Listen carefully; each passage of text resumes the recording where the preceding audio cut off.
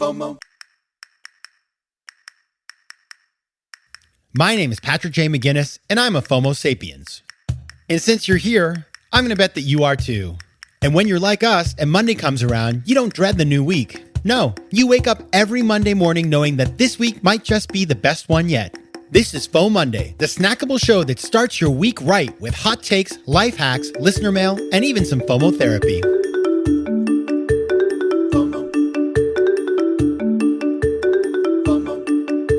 Welcome back to FOMOnday, the companion show to FOMO Sapiens. Happy FOMOnday. Now, over the weekend, I had two things that happened that I want to talk about. This is about hot takes because I'd like to share ideas and thoughts that I think are not just FOMO related, but business and tech and entrepreneurship related as well. And I want to tell you about two things today. The first is FOMO venture capital, which is a term that I am using with my eyes rolling in my head as I say this, because I want to tell you a little story.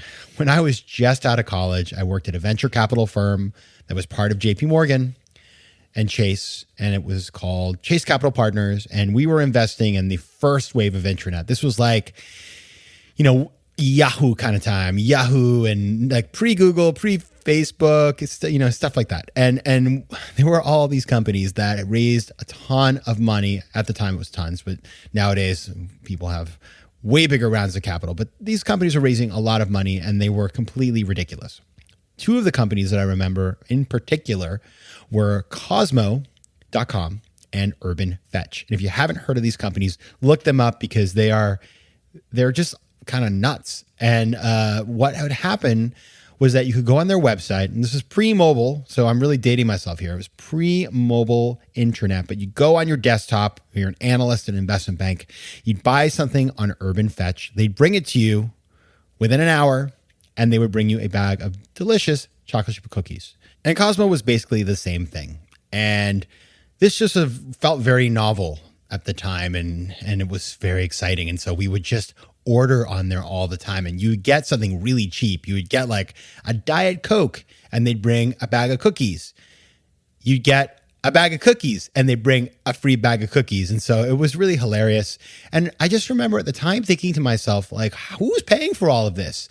And then my firm, actually, Chase Capital Partners, was an investor in Cosmo. And I remember when the internet sort of tanked and the market really fell apart after the NASDAQ blew up and fell from 5,000 to 1,300, people started asking tough questions because they needed more and more money. And the partners who had basically done these investments would come to the investment committee on Monday morning. They'd write a big memo saying why we needed to invest more money in this company.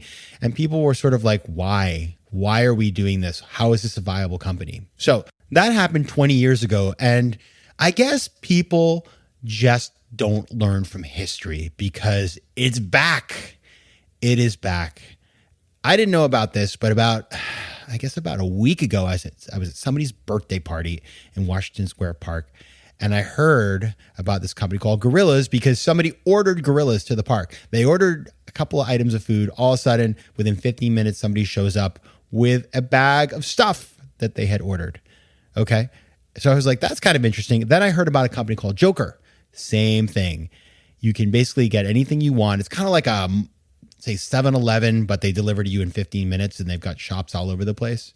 And then today I was walking down the street and I saw three guys wearing these very sort of like colorful soccer jersey style shirts that said BUYK, which I assume is pronounced bike. And one of the guys stopped and he gave me a flyer. If I sign up for that app, they give me $20 credit. And then I looked around and they're all offering these crazy credits. And so I realized that Cosmo and Urban Fetch live, except now it's not just an hour, it is 15 minutes. And instead of giving you cookies, they give you $20. And so that, my friends, is what I like to call FOMO venture capital. Because not only are these guys giving money to all of us, but they're all competing with each other. We don't need three companies that deliver to our homes or our parks in 15 minutes. It's insane. Absolutely crazy. And by the way, it's New York City. We have a million places we can go to buy stuff. So I just got a little bit of a laugh out of this whole thing, but I wanted to bring it up because it scares me. It shows us that we are at the end of a market cycle, in my thinking, that the money is too easy, the ideas are too crazy, doesn't make sense. And so my takeaway is a couple of things. Number one is I'd be shocked if any of these survive, but certainly not all. 3 of them will survive. It just doesn't make sense. Too much money.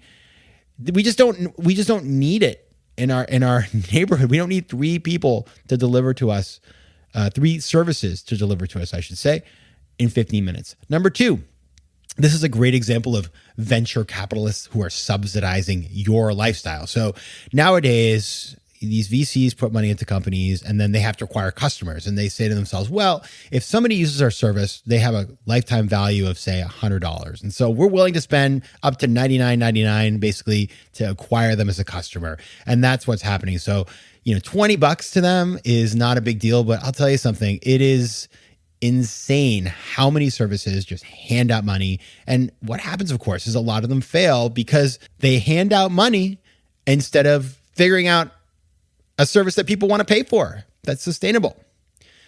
I'd also say this is a service that nobody really needs. And I mentioned that before, but I think it really requires saying, no, this is just such a high-class problem you're solving. Like, it just doesn't, you could take all that money and put it towards solving a real problem or curing cancer, but no, we're curing the problem of deliveries in 15 minutes of things that people could just walk outside and buy. So that blows my mind. So enjoy it while it lasts.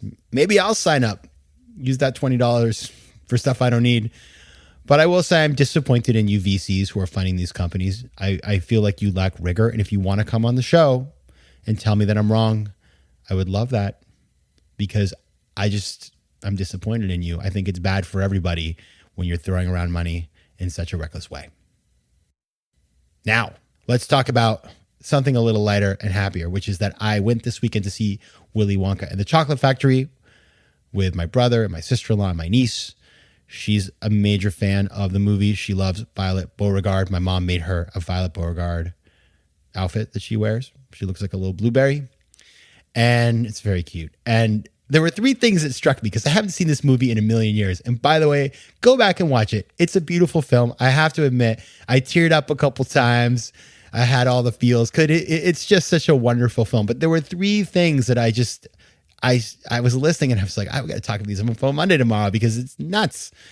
Number 1, let's talk about Charlie's grandfather. So you got his grandfather. These people are living in abject poverty. The grandfather hasn't been out of bed in 20 years and also smokes a pipe. So they're eating cabbage, soup, and meanwhile, he's using some of their money, which they don't have a lot of, to fill up his pipe and smoke it every day. So I was a little disappointed in Grandpa Joe, the fact that he didn't bother to get out of bed until they had the golden ticket, that he was wasting money on the pipe. And by the way, he's the one that gets Charlie into trouble with the fizzy lifting drink. So he's just kind of a bad influence. I always liked Grandpa Joe, but now I'm not such a fan. Number 2, the last lines of the film, which I wrote about in my book, Fear of Missing Out. If you don't recall, I'll tell you. They get into that glass elevator. Mr. Wonka has given his chocolate factory to Charlie, and Charlie's going to move the whole family in. Each grandparent or set of grandparents could have their own bed at that point instead of all sleeping together. And so he's very happy. And Mr. Wonka says to Charlie, don't forget what happened to the man who suddenly got everything he wanted. And Charlie responds, what happened? And Mr. Wonka says, he lived happily ever after. Now, listen, I love that. It's beautiful. I definitely teared up at that moment. I had to use my cloth face mask to wipe away the tears. But as I wrote about in Fear of Missing Out, let's not forget that Charlie doesn't really know what he wants. He's given this thing, and so he gets to have a chocolate. I mean, I guess wanting a chocolate factory for a kid is great. But what if Charlie had wanted to be an orthodontist? And now he sort of had this thing thrust upon him. He doesn't have agency in his future at that point. He's just sort of sucked into this thing. And I think it's important to remember that. I know I sound like a real curmudgeon, but I do think that this notion that when you get everything you wanted, you're going to be happy, which is this line that was apparently added at the end of the film. It wasn't the original script. It was added because they felt they needed a happy ending or sort of an ending that was very structured and permanent. To me, as much as it feels good to say that, it is a little bit of a bill of goods. And I hope Charlie once he got into the factory, started thinking about what he really wanted, not just the fact that he was given this thing that he wanted when he was 12. He probably had other goals. So we'll never know. If you wrote some Charlie and the Chocolate Factory fan fiction, let me know. But I love that line, but I also cringe just a tiny bit whenever I hear it. But there's another line that I do not cringe at. And it was the one that I love the most in the movie, besides that one, maybe even a little bit more. And it happens when they're at that part where they're licking the wallpaper. It's the lickable wallpaper. And Wonka says the raspberries taste like raspberries. The snozberries taste like schnozberries. And then little Veruca, she says, what's a schnozberry? I've never heard of that. And Wonka turns to her and he says, we are the music makers and we are the dreamers of dreams. And I looked that up, and it's actually the opening line of British poet Arthur O'Shaughnessy's Ode from Music and Moonlight, and that's from 1874. Now, I think that's a really beautiful, important, very FOMO Sapiens idea. We are the music makers, and we are the dreamers of dreams. We do our own thing. We find our own path. We do it creatively. I just really loved it, and it was really funny. Is that clearly somebody else really loved it too, because when that line was said in the movie, somebody in the back row started a slow clap. It was like, and nobody joined that person, but that was, it made me laugh. And so I thought I would mention that to you today. So those are my takeaways from Charlie and the Chocolate Factory.